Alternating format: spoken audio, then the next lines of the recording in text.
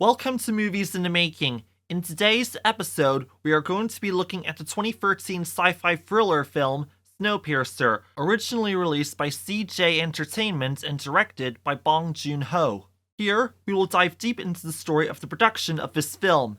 Everything had so much going on behind the scenes, from the casting choices to the different locations to work on the film, to even its release date in both the United States and the United Kingdom. The film currently stands as one of the most expensive films to come out of South Korea. Reaching an English audience took that much more effort.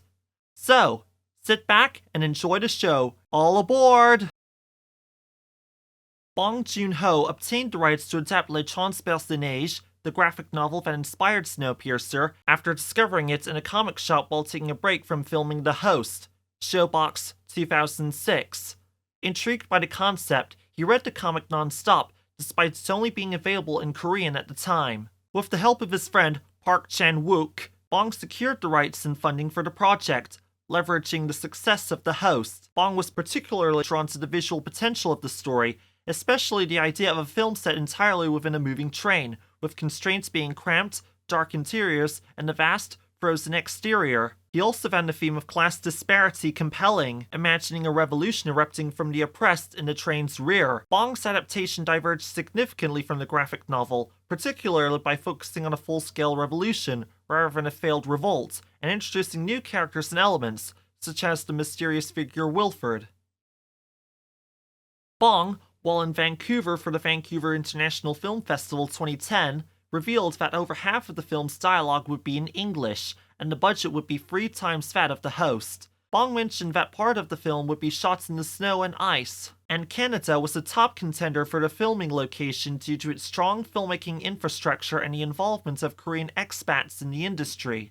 Reflecting on his career, Bong shared his appreciation for the Vancouver International Film Festival as a pivotal platform for Asian directors, noting that he had been cautious about Hollywood offers despite the success of The Host. His priority remained making great films and telling compelling stories, rather than focusing on appealing to the North American markets or compromising his creative freedom. Kelly Masterson became the co-screener after Bong reached out to him out of the blue, following his admiration of Masterson's work on Before the Devil Knows You're Dead, Think Film 2007. Although Masterson had never adapted a graphic novel before, he was intrigued by the opportunity to collaborate with Bong, whose films like The Host and Mother he had watched. Masterson found the adaptation process unique because Bong was more focused on capturing the spirit of the graphic novel than adhering to its specifics. This was Masterson's first experience co-writing, which he initially felt nervous about, but ultimately described as a rewarding process. The two communicated primarily via Skype, with Bong providing ideas and Masterson expanding on them. The process had challenges of distance and a 13-hour time difference. Masterson notes that Bong's imaginative vision greatly influenced the script, making it something he could not have written on his own.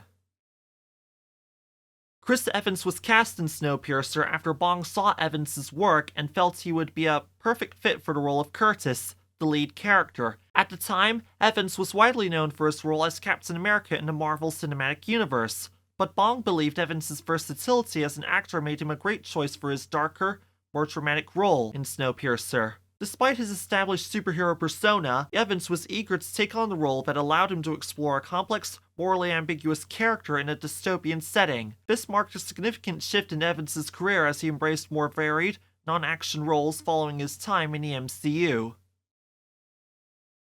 Song Kang-ho, a renowned South Korean actor, was also cast in Snowpiercer, reuniting with Bong after their successful collaborations in films like The Host and Mother. In Snowpiercer, Song played the character Nam-gung Min-soo, a pivotal role within the film's ensemble cast. As a seasoned actor, Song was initially unsure about working with an international cast, especially in a project that would be filmed in English. However, he quickly adapted to the new environment, appreciating the global nature of the project and the opportunity to work alongside a cast that included Chris Evans, Tilda Swinton, and Ed Harris.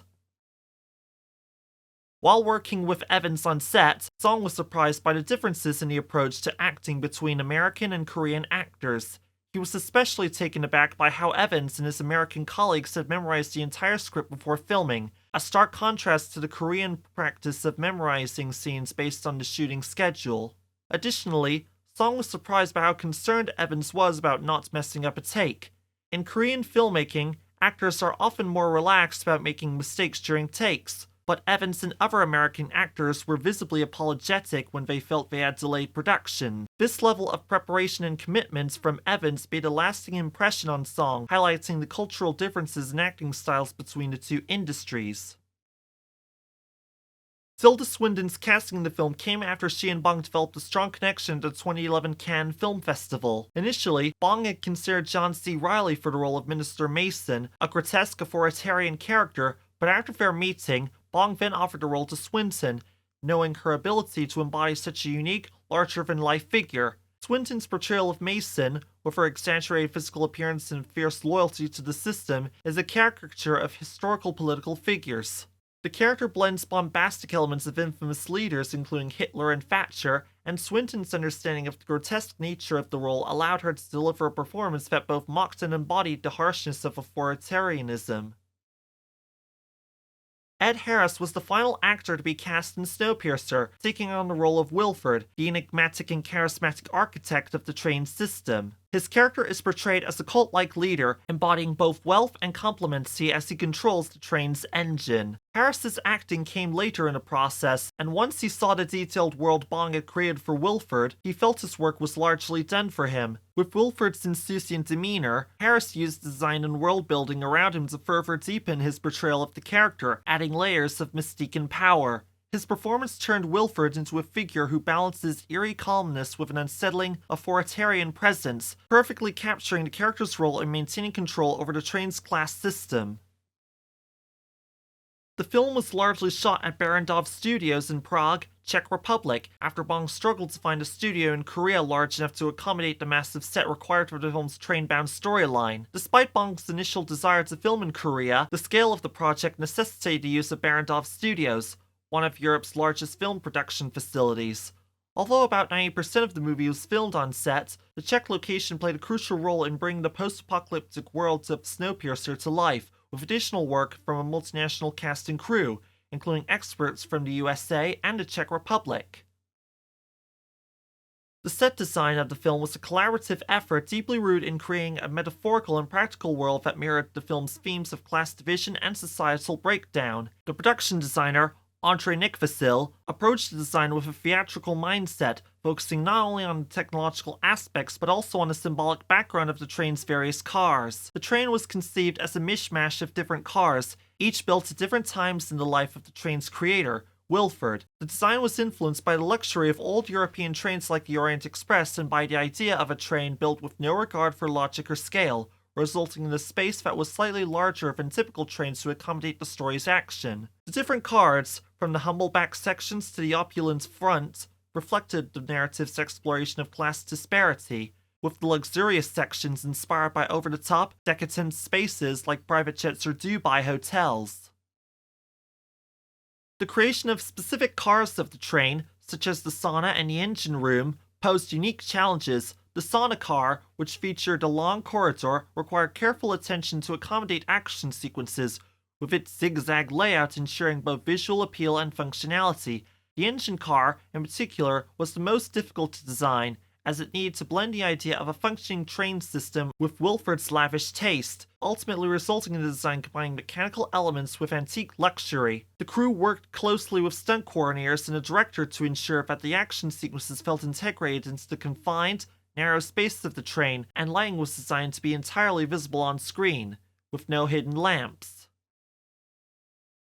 For Snowpiercer, the visual effects were created by Scanline VFX, with Michel Mielke overseeing the process. The team worked on a range of exterior shots, including the frozen city, the Ekaterina Bridge sequence, and the avalanche scene. Much of the work involved recreating detailed environments, such as snow and ice landscapes, using high-resolution 3D modeling software like Mudbox and ZBrush. They also designed over 60 different versions of the train cars, which were animated using a complex rig system to ensure smooth motion along the tracks. The avalanche sequence was particularly challenging, as it involved creating a brutal, destructive snow and ice collision with the train using a mix of techniques, including keyframe animation, rigid body simulations, and finite element simulations for realistic train destruction. Throughout the post-production phase, the team collaborated closely with Bong and production VFX designer Eric Durst. refining shots through frequent updates and feedback. The team delivered 186 VFX shots, nearly 50 of which were fully rendered in CG, contributing significantly to the film's visual impact.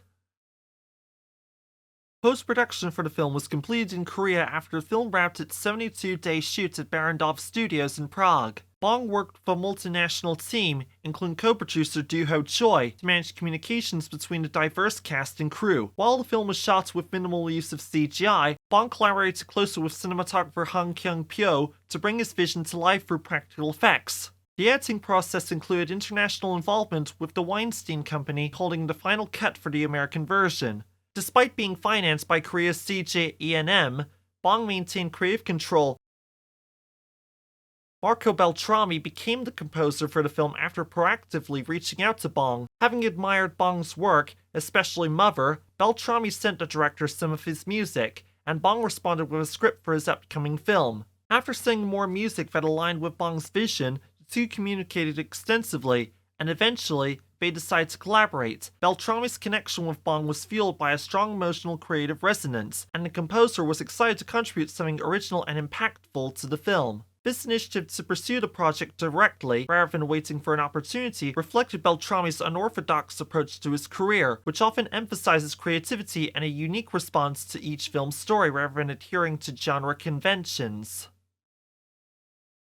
As of the 8th of March 2025, Snowpiercer has a 94% critics rating on Rotten Tomatoes, an 84 out of 100 score on Metacritic, a 7.1 rating on IMDb, and a 3.7 rating on Letterboxd. The film's budget was $40 million, but it grossed only about $86 million following its initial release date of 27th of June 2014 in the United States. Harvey Weinstein, the co-founder of Miramax and the Weinstein Company, pushed for significant cuts to the film, demanding 25 minutes to be removed from the film. Weinstein wanted to focus more on action, specifically asking for more Chris Evans, and even suggesting cutting out dialogue. One scene in particular, where a train guard gets a fish to intimidate rebels, was a point of contention. Weinstein hated the shot, but Bong convinced him to keep it by fabricating a story about how it was a tribute to his father, who he claimed was a fisherman, though this was a lie. Ultimately, after poor test screenings of Weinstein's edited version, Bong was granted final cut privileges and was able to release his preferred version of the film. However, Weinstein relegated it to his specialized Radius TWC division rather than giving it a nationwide release, which Bong saw as a form of punishment, yet was ultimately pleased to retain control over the film's final version. Snowpiercer faced a lengthy delay before its UK release due to issues with its distribution rights, particularly involving Harvey Weinstein. Despite the film performing exceptionally well in South Korea, Weinstein's company delayed its US release for a year and opted not to release it in the UK. The film was eventually made available in the UK via video on demand in 2018, but the delay was partly due to Weinstein's decision and the company's financial strugglings. After Weinstein's scandal led to the bankruptcy of the Weinstein Company in 2018, the film's rights were acquired by Lantern Entertainment, which facilitated its UK release on Netflix in 2019, 6 years after its initial premiere. The Snowpiercer TV show is not part of the same continuity as the film. While both are inspired by the French graphic novel Transperceneige, the TV series stands alone and is not a prequel or a sequel to the film. Showrunner Graham Manson clarified that the TV show takes inspiration from one of the later stories in the graphic novel's extended universe, offering a fresh narrative with new characters rather than younger versions of those seen in the film. Set over 7 years after the world is plunged into a frozen wasteland, the show explores similar themes of class warfare and survival, but with a distinct plot and a new set of passengers on a perpetually moving train.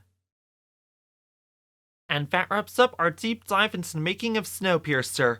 If you did enjoy this episode, don't forget to like, subscribe, and hit that bell icon to stay updated on all things movies in the making.